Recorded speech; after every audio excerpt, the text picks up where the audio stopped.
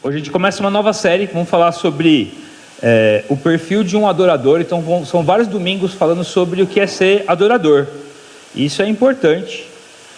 Aliás, tem a ver com, vocês vão entender, tem a ver até com a quantidade de pessoas que tem na nossa igreja. Isso é importante, você prestar atenção nisso, você refletir sobre isso.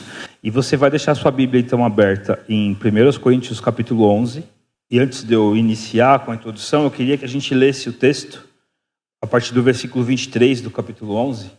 Pois recebi do Senhor o que também lhes entreguei, que o Senhor Jesus, na noite que foi traído, tomou o pão e, tendo dado graças, partiu e disse: isso é o meu corpo, que é dado em favor de vocês.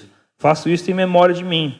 Da mesma forma, depois da ceia, ele tomou o cálice e disse: esse cálice é a nova aliança no meu sangue. Faço isso sempre que o beberem em memória de mim, porque sempre que comerem deste pão e beberem deste cálice, vocês anunciam a morte do Senhor até que ele venha. Então a gente está falando sobre o perfil de um adorador. E a gente tem que entender por que a gente está falando de perfil, né? Perfil é característica, é como um adorador se parece. E a igreja é composta de pessoas que adoram a Deus. A gente está aqui porque a gente adora um mesmo Deus. É isso que nos une.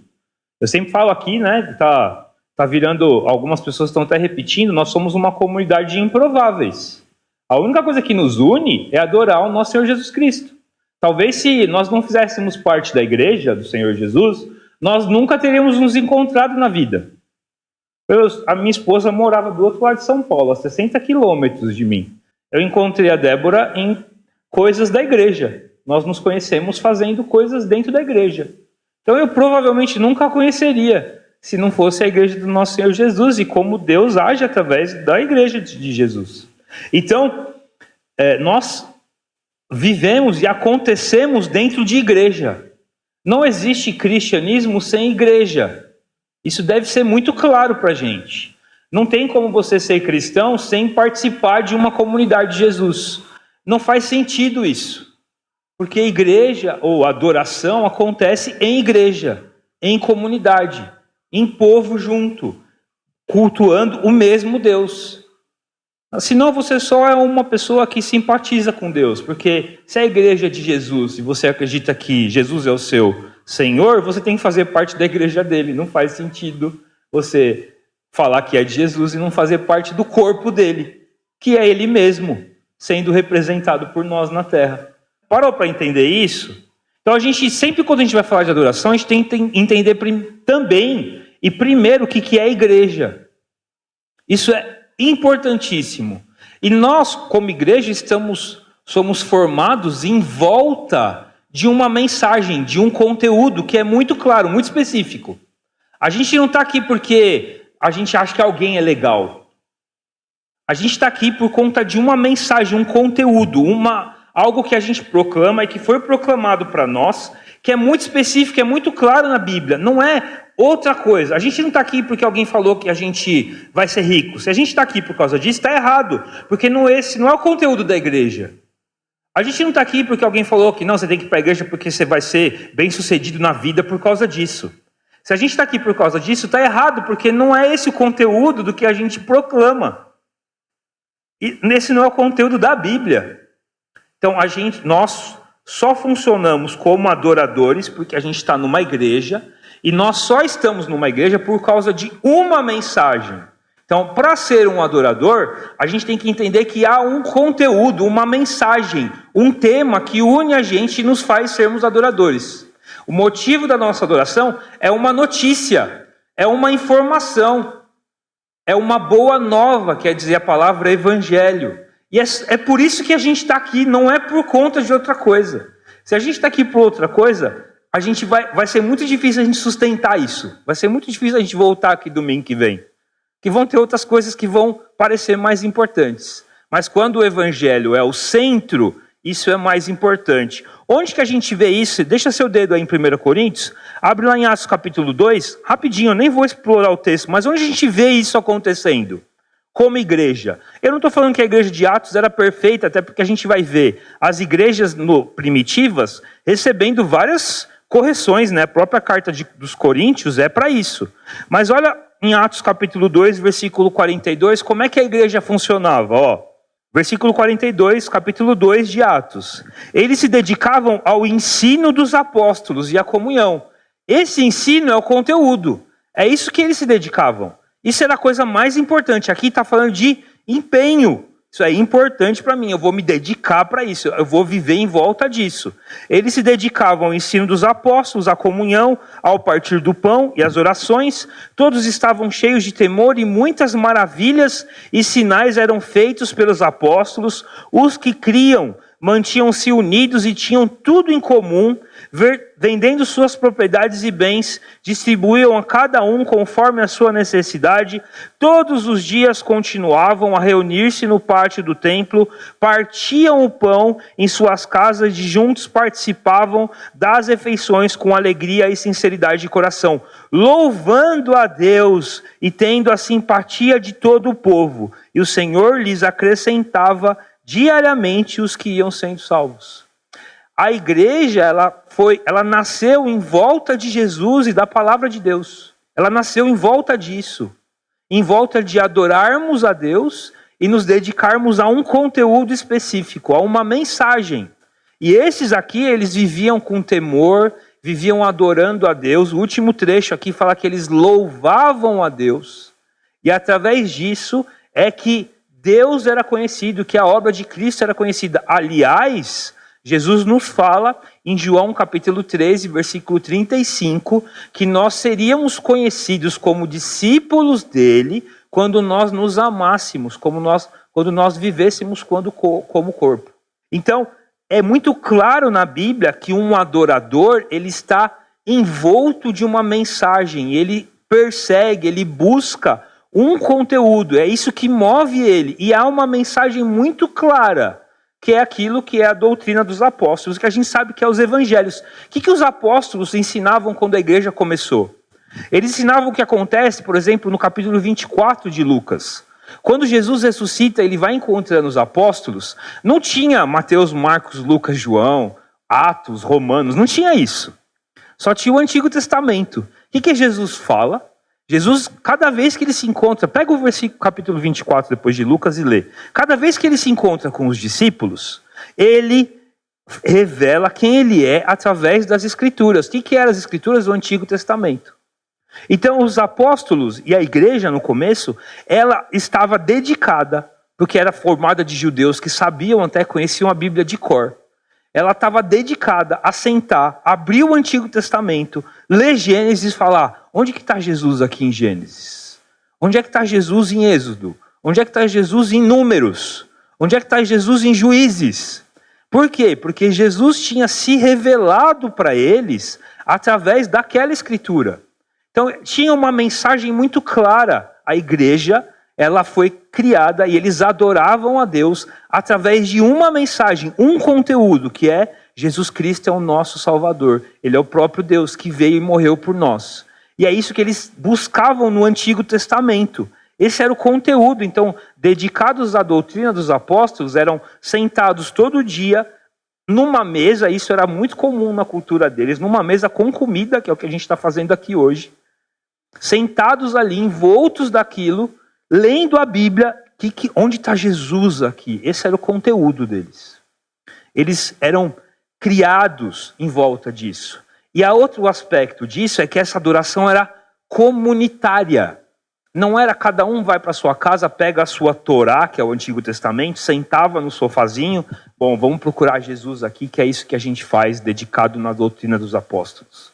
Não, eles faziam isso com comunidade. Era muito mais importante o nós do que o eu. Eu preguei isso aqui recentemente, falando disso, né? Quando eu falei de nós levarmos os fardos uns dos outros. Era muito mais importante o nós do que o eu. E a gente vive hoje numa sociedade em que o individualismo, o ser um, é o que é mais importante. A gente vive numa sociedade em que o eu é a pessoa mais importante. Só que na igreja, o eu não é a pessoa mais importante. A pessoa mais importante é Cristo. E a igreja é o corpo de Cristo. Então, o mais importante numa igreja é o nós e não o eu. E esse conteúdo, ele nos traz essa verdade, de que Jesus morre pelo corpo dele, pela igreja dele, aqueles que ele escolheu. Então é mais importante o nós do que o eu. A Bíblia não fala em nenhum momento, Jesus morreu por você. Você já viu alguém na Bíblia, algum pregando, algum apóstolo, ou em alguma carta, algum deles falando assim, a mensagem que eu quero falar é que você é importante para Deus e Jesus morreu por você. Alguém já achou isso na Bíblia? Porque não tem. Porque toda vez que alguém fala sobre a morte de Cristo, fala que Jesus morreu pela igreja, por nós, pelos seus eleitos. Então a própria mensagem, ela tem uma mensagem, é um conteúdo sobre comunhão, sobre pessoas. E a igreja, no começo, que a gente leu em Atos, ela estava em volta de estar junto, de estar em comum, de compartilhar as coisas. Aliás, em Efésios, capítulo 3, versículo 20, Paulo, depois que ele conclui um pensamento, ele fala assim, ora, aquele que pode fazer infinitamente mais do que tudo que pedimos ou pensamos, de acordo com o seu poder que atua em nós, a ele seja a glória na igreja, em Jesus Cristo, por todas as gerações, para todo sempre. É importante essas expressões na igreja e em Jesus Cristo, que na é através dela, e em é dentro de. Então, Deus é glorificado através da igreja, uma comunhão de adoradores que está em Jesus. Esse é o conteúdo, essa é a mensagem. Há um conteúdo. Adoramos a Deus, a Jesus, por aquilo que ele fez. E esse conteúdo nos une num grupo, num corpo. E essa adoração é comunitária, não é individual. Então, o perfil de um adorador é aquele que faz parte de uma comunidade e entende o que é comunidade. Não é só vir à igreja, mas é viver na perspectiva da igreja. E aí então a gente vai para 1 Coríntios 11, que é o texto que eu quero explorar com vocês hoje. Mas a primeira pergunta antes da gente ler o texto que eu faço para você é: como nós somos conhecidos? Para você refletir. Como nós, como comunidade Batista Refúgio, aqui em Itapecerica da Serra, somos conhecidos? Como nós somos conhecidos? Se uma igreja é uma comunidade de adoradores que adoram, envoltos, que perseguem uma mensagem, um conteúdo. E é por isso que nós seremos conhecidos. Então, como nós somos conhecidos? A outra pergunta é: como você se enxerga dentro de uma igreja? E dessa igreja especificamente, quer dizer, você está aqui como alguém que faz parte da igreja, ou você está aqui como alguém que é apenas um eu que está aqui para receber alguma coisa? Está vendo a diferença de uma coisa para outra? Você está aqui porque você tem ciência, consciência de uma comunidade, você vive numa comunidade, ou você está aqui porque você é apenas um indivíduo, um eu, que está aqui consumindo, usufruindo desse grupo. Está vendo que tem diferença nisso? É isso que a gente vai ver aqui na Bíblia. Vamos lá para Coríntios. Antes da gente ler, qual que era o problema de Corinto? A igreja de Corinto era uma igreja europeia, romana, ela não está na Ásia, ela está na Europa.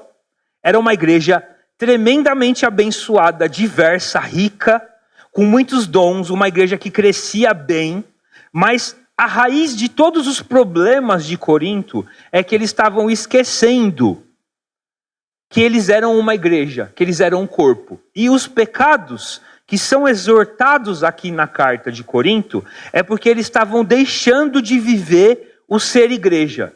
Então, por exemplo, alguém estava em pecado dentro da igreja, eles estavam nem aí, estavam fazendo vista grossa, esquecendo que aquela pessoa fazia parte do corpo e o corpo estava doente porque aquela pessoa estava doente. Então, esse é mais um exemplo de como eles esqueceram o que é ser corpo. Esse era o problema da igreja de Corinto. A raiz de todo o problema, de tudo que Paulo está explorando aqui nessa primeira carta e exortando eles vocês esqueceram o que é ser corpo. Especificamente nesse texto, que é a partir do versículo 17 do capítulo 11, ele está falando sobre a ceia do Senhor, que é o que a gente vai celebrar aqui hoje. Como é que era o costume cultural daquela época? Toda ceia era uma refeição. Toda vez que a igreja se reunia, era uma refeição. Quando eles se reuniam, então, cada um trazia lá, fazia o junta-panela, cada um trazia da sua casa.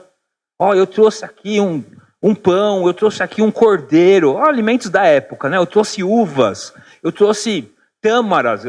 As pessoas se reuniam em volta disso. E aí cada um trazia, e eles faziam uma mesa só e todo mundo comia. Qual que era o problema desse trecho aqui? Que Paulo está exortando no nesse capítulo 11 e em alguns outros trechos de 1 Coríntios. As pessoas estavam esquecendo dos outros. Lembra que eu falei que era um junta-panela? Só que a igreja é o lugar mais diverso que existe. Então, quando a igreja nasceu lá em Roma, ela tinha um centurião romano dentro da igreja, que era um chefe de exército do governo, uma pessoa que tinha dinheiro, mas também tinha um escravo, que podia até ser escravo desse centurião. Um escravo, diferente da nossa perspectiva de escravo hoje, que a gente tem aqui no Brasil, não quer dizer que a vida dele era fácil, mas era um pouco diferente. Ele podia ter uma certa liberdade de ir para lá e ir para cá. E ele ia na igreja, que o próprio senhor dele fazia parte daquela igreja. Então imagina, esse escravo, ele até tinha um tipo de renda, alguma coisa, mas ele era uma pessoa que era escrava, era um pobre. Ele ia na mesma igreja que alguém que era rico. Só que lembra que é um junta-panela? Então imagina qual que era o junta-panela do centurião e o junta-panela do escravo. Talvez o escravo trouxesse um pãozinho de forma com um patezinho lá, com maionese. E o centurião trazia um cordeiro assado. O que estava acontecendo naquela igreja?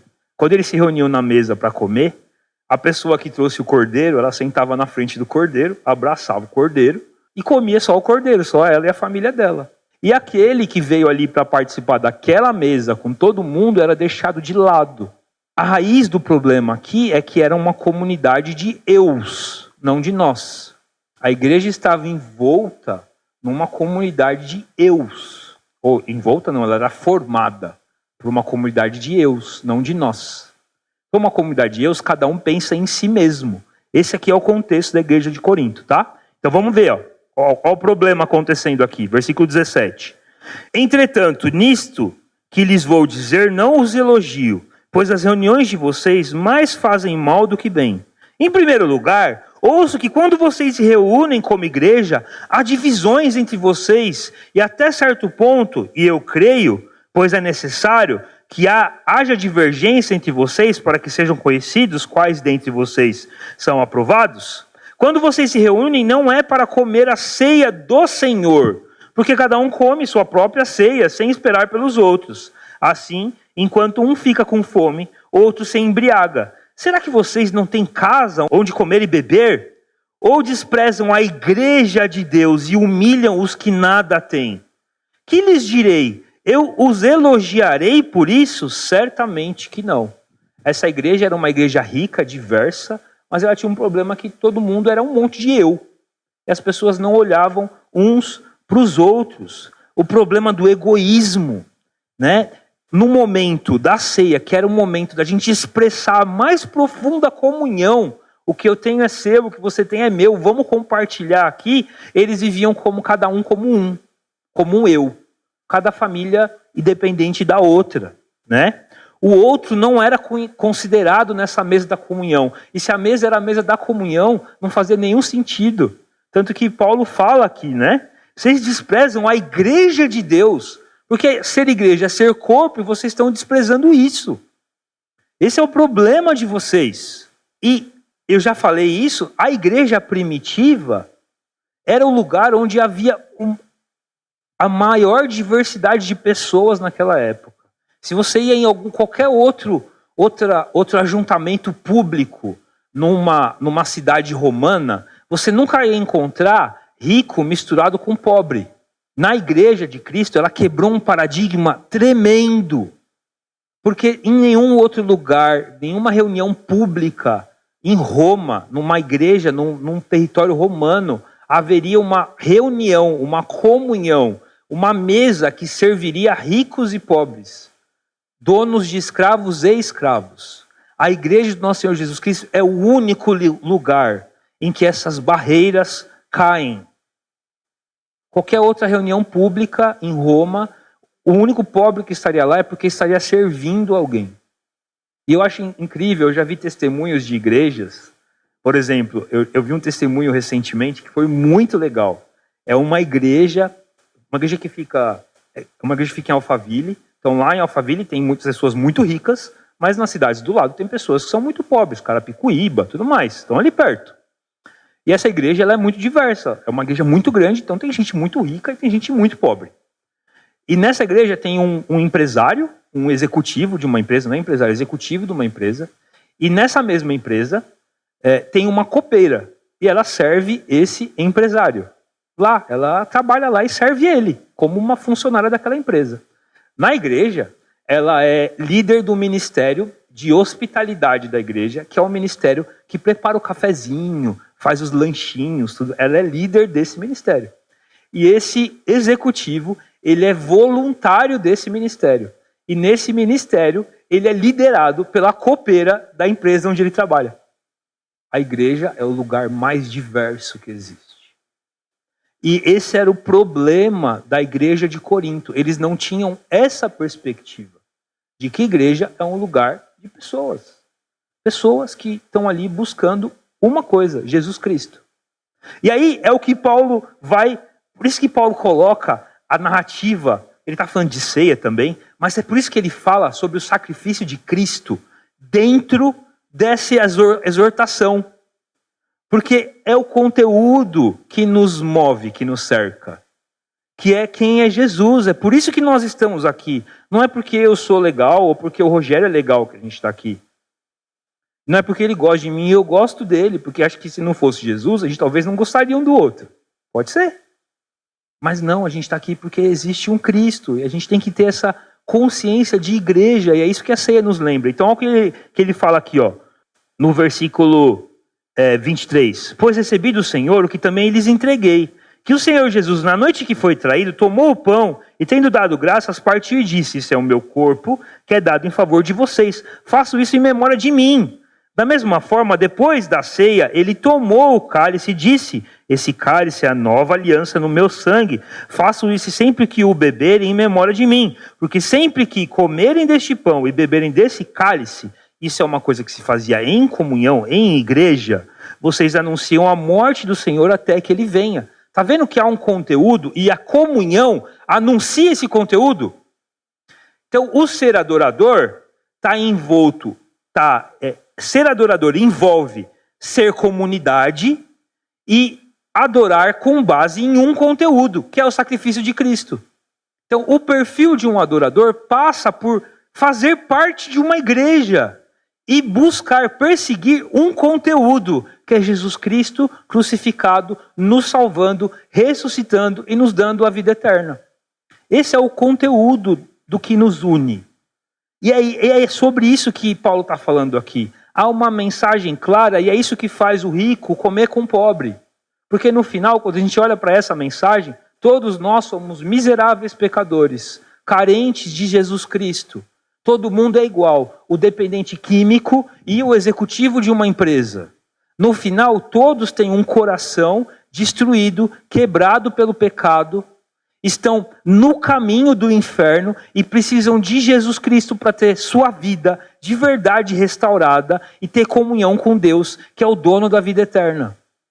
Essa é a mensagem que a gente persegue e é por isso que nós somos um. Porque na matemática a conta não bate. Nós não estaríamos juntos aqui. Nunca estaríamos juntos aqui. E é muito claro, quando a gente olha para a ceia do Senhor, que a adoração e essa mensagem que a gente busca, e esse conteúdo que nos move a adorar, ele deve ser vivido. A gente tem um problema com a palavra memorial. Eu não acho que a palavra é errada, e realmente a gente entende que a ceia do Senhor é um memorial. A gente não acredita que esse pedaço de pão e esse suco são exatamente o corpo e o sangue de Cristo. A gente também não acredita que na hora que nós servimos vocês, isso se transforma no corpo e no sangue de Cristo. A gente não acredita nisso. O que a gente crê é que isso nos lembra o sacrifício de Cristo. Numa situação que pode acontecer, num período de guerra, por exemplo, a gente só tem um pedaço de pão velho e um copo de água, a ceia do Senhor pode ser celebrada assim. Não tem nenhum problema. Se tivesse uma bolachinha de água e sal e um pedaço e um suco, qualquer outro, numa situação hipotética, ou que é possível, tudo bem. A gente preserva a imagem do pão e do vinho, porque elas são os símbolos bíblicos que Jesus nos traz. Mas isso é importantíssimo. Se a gente só pensa no memorial, a gente deixa de perder o valor espiritual que isso tem, de afirmar uma verdade no nosso coração, que nós estamos aqui por conta de uma mensagem, que é o sacrifício de Cristo por nós. E a gente esquece disso, porque chama isso de memorial. Não tem nenhum problema chamar de memorial, desde que realmente o memorial nos traga à memória aquilo que é importante, que é nós somos um por conta do sacrifício de Cristo. E quando fazemos isso, nós afirmamos o fato de sermos um e fazermos parte desse corpo. E a gente não pode esquecer disso. E outro problema desse trecho aqui, e o problema está em nós, não está no trecho, é que a gente olha para esse até que ele venha e fica com os olhos lá no céu. E esquece de viver o hoje. Aliás, eu preguei semana passada no Word sobre um texto de Atos capítulo 1, e lá em Atos capítulo 1, logo depois que Jesus sobe aos céus, depois que ele afirma para os discípulos, vocês vão receber poder, vão ser minhas testemunhas, Jesus sobe aos céus. Imagina o impacto disso. Né? Primeiro, você já estava maravilhado porque Jesus tinha ressuscitado. Você está maravilhado com isso. E outra coisa que a gente não presta atenção é que lá em Lucas 24, Jesus aparece nos lugares do nada. Não é que ele estava escondidinho assim, opa, cheguei, enganei vocês. Não era isso. Ele aparece do nada. Coisa que a gente vê em filme assim, sabe? X-Men, que o cara está de um lado e vai para o outro. Mesma coisa. Só que de verdade, não ficção. Eles já estavam maravilhados com isso. De repente Jesus sobe. Gente, Jesus voa. Porque o texto fala que eles ficavam olhando para ele até que as nuvens o encobriram. E eles ficaram lá de boca aberta. Eu ia ficar. Deve ter ficado umas 2 horas olhando para o céu. Assim. E aí o texto fala que apareceram 2 anjos e fala assim, Galileus, por que vocês estão olhando para o céu? Essa pergunta é retórica. Eles não tinham que falar porque Jesus subiu. Na verdade, eles estavam falando assim, acorda. E sabe por que a gente acha que eles estavam falando acorda? Porque em todo o trecho, sempre eles eram chamados de discípulos. Todos os lugares. Eram os discípulos, aqueles que seguiam Jesus. Aqueles são chamados de galileus. Sabe por quê? Para eles lembrarem que eles ainda estão num chão. Existe um chão e uma missão para eles fazerem.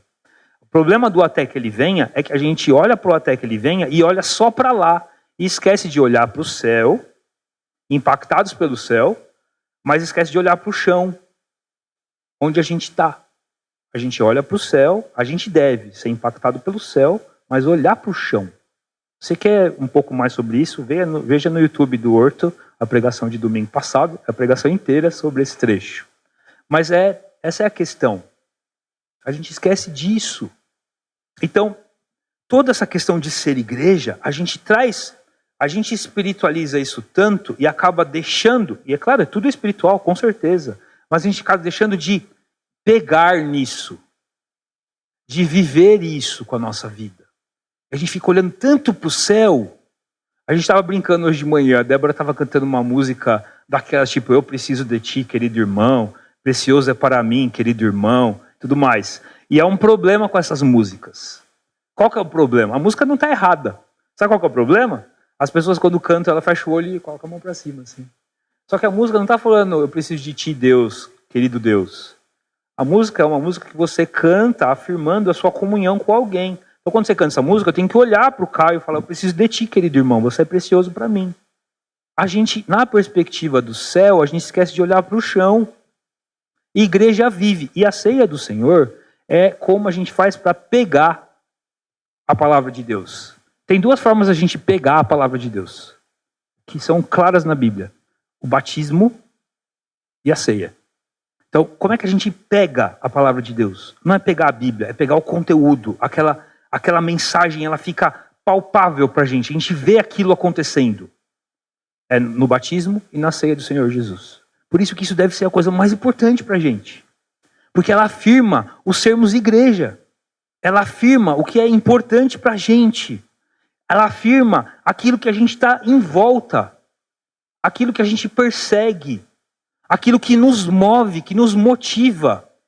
Nós estamos aqui adorando a Deus, e a ceia do Senhor, ela expressa isso de uma forma que a gente pode pegar A mensagem que nós adoramos, Jesus morreu por nós, a ceia, simboliza o corpo de Cristo e o sangue de Cristo, que foi moído, um corpo e um sangue derramado por mim, por você, por nós.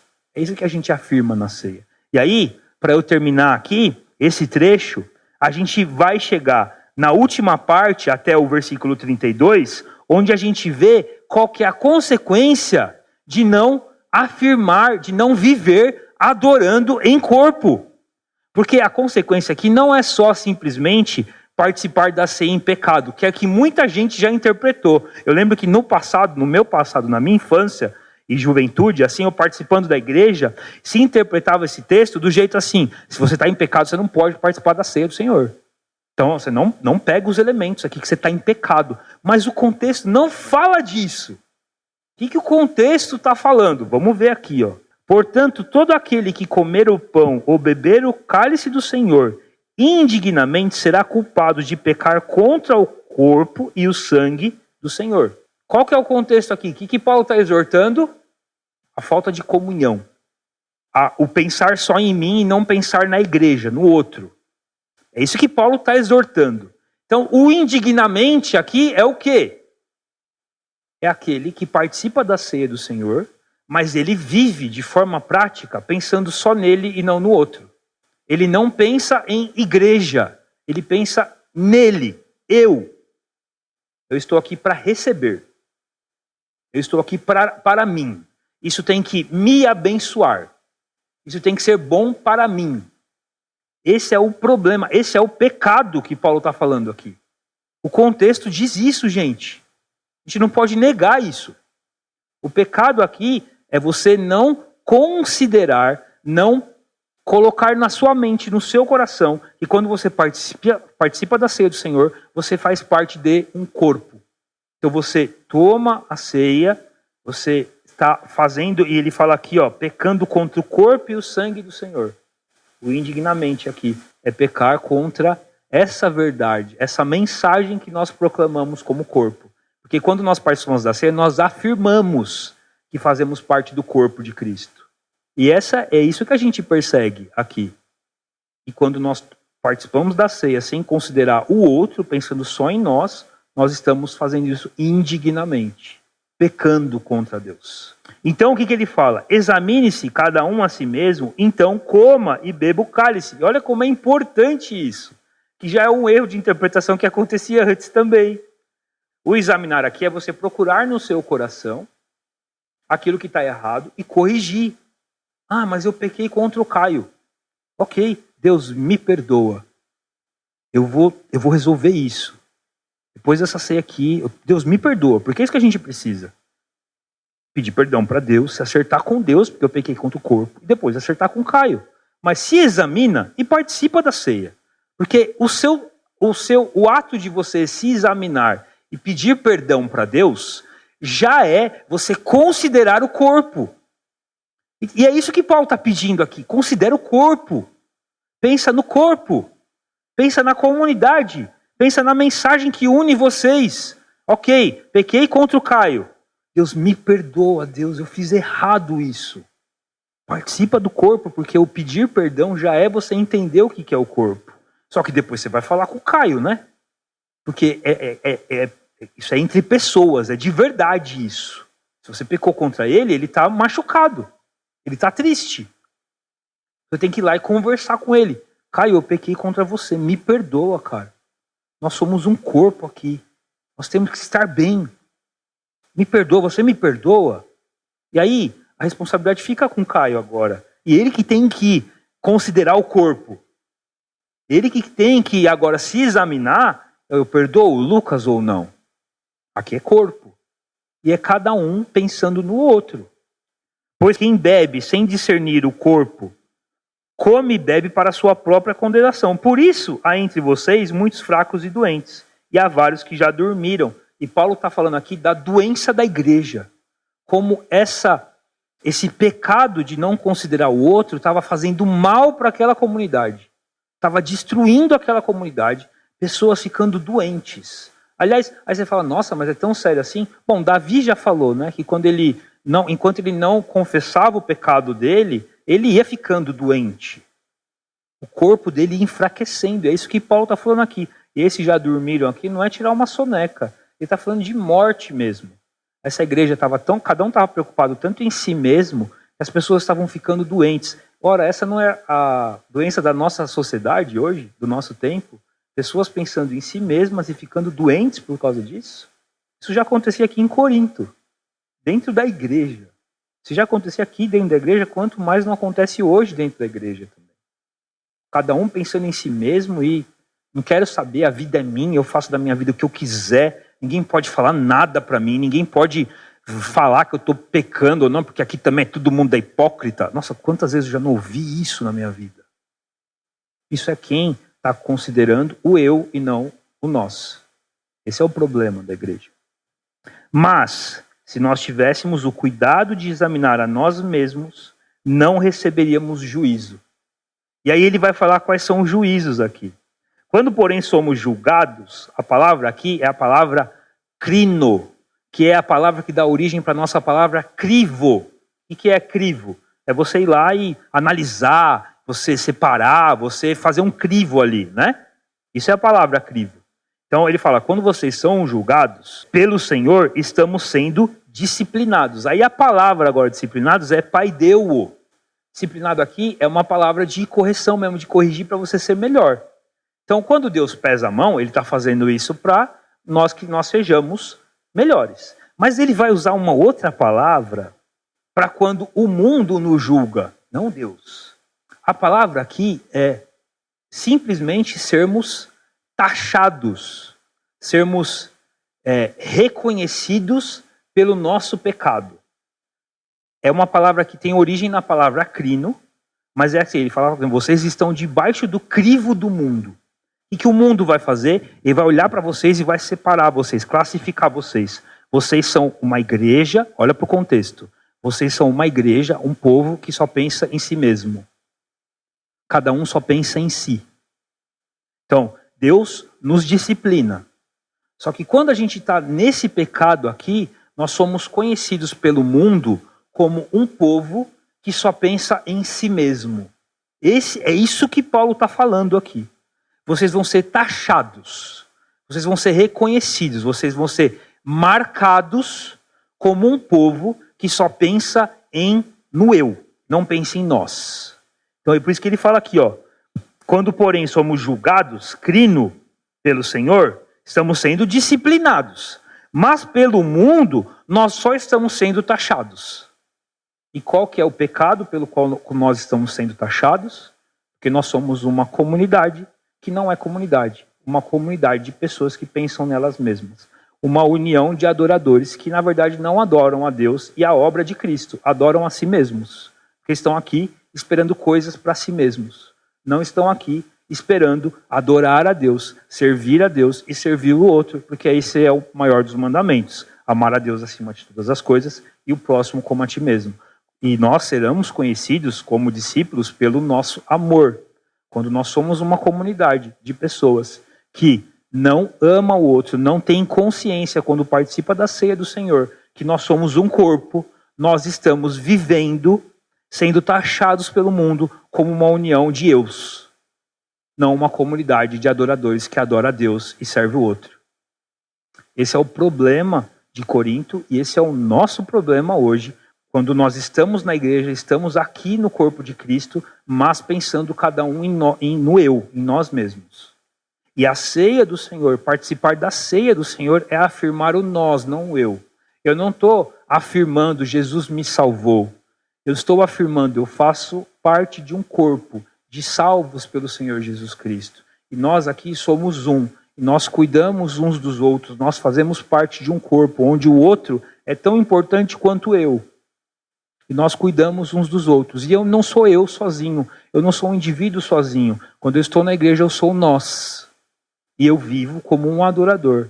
Na perspectiva do céu, é claro, até que ele venha, olhando para o chão, mas movido pela esperança de quem Jesus é e da obra que ele fez em nós.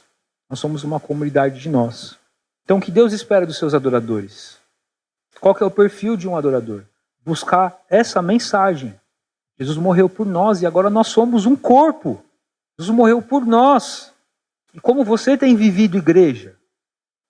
Eu refaço a mesma pergunta que eu fiz no começo. E agora que você faça uma avaliação com base no que a gente viu na Bíblia. Como você tem sido igreja? Você é um eu que vem aqui e recebe, e a minha vida é minha e eu que cuido e não quero saber de mais ninguém? Ou você é alguém que faz parte de um nós? E quando você participar da ceia do Senhor, você está consciente do nós. Porque há um conteúdo que a gente busca, uma mensagem que nos faz adoradores, que é Jesus Cristo morreu por nós. E nós estamos aqui relembrando esse sacrifício por nós até que ele venha. Como você vive igreja hoje? Você é um eu ou é um nós?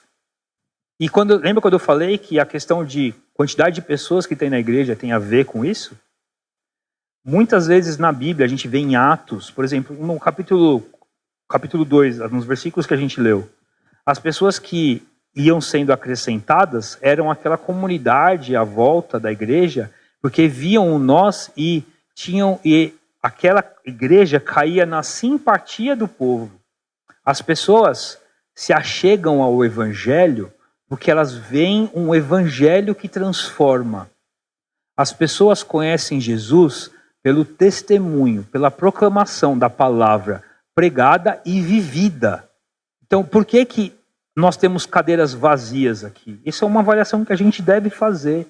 O quanto nós adoramos a Deus, buscando esse conteúdo. Eu vivo para Jesus Cristo, porque Ele me salvou e eu faço parte de um corpo. O quanto nós adoramos a Deus na presença de outras pessoas que não conhecem a Jesus.